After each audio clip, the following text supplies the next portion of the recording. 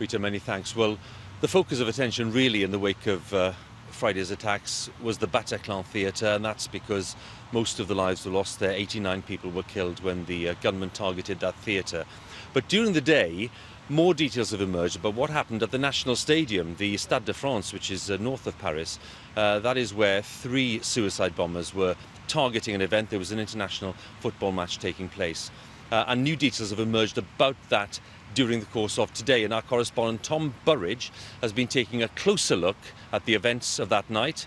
And he has been trying to piece together what happened at the Stade de France.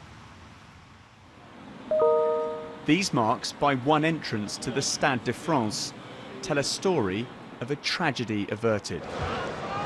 Inside the ground on Friday night, France played Germany. The first explosion, but play went on. It was only after the second and a third and the evacuation of the French president who'd been watching that much of the crowd were moved for their safety onto the pitch. There isn't much here to tell you that 3 suicide bombers came to France's national stadium on Friday night to wreak havoc inside the stadium. They were stopped from getting in by security guards working here on the gates. But look up on the signs and down here on the walls, you can see that they're pockmarked by ball bearings from the attackers' suicide belts. The security guards are heroes, the local mayor told us. They carried out thorough searches and stopped the bombers getting inside. So 3 suicide bombers, but only 1 victim, a bus driver killed outside the stadium. It's thought not all the attackers had tickets, and when the first couldn't get into the stadium, their plan failed.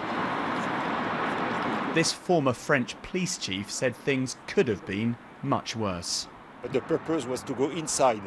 10 minutes, the second the second tourist, 10 minutes later.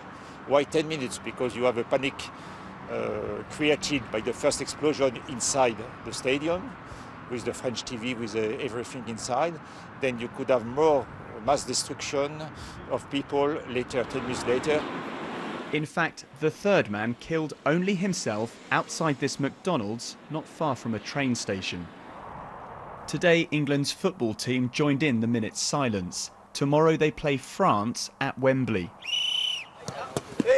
And England fans are expected to join the French and sing the Marseillaise before kick-off. The match tomorrow is going to have massive global significance. It's the first big event that's happened since the tragedy of last Friday. So that's why I think it's important for us to be totally supportive of them, to do something great together, to demonstrate that terrorism can't win. And on Friday night at the Stade de France, a terror plan failed and many lives were saved. Tom Burridge, BBC News at the Stade de France.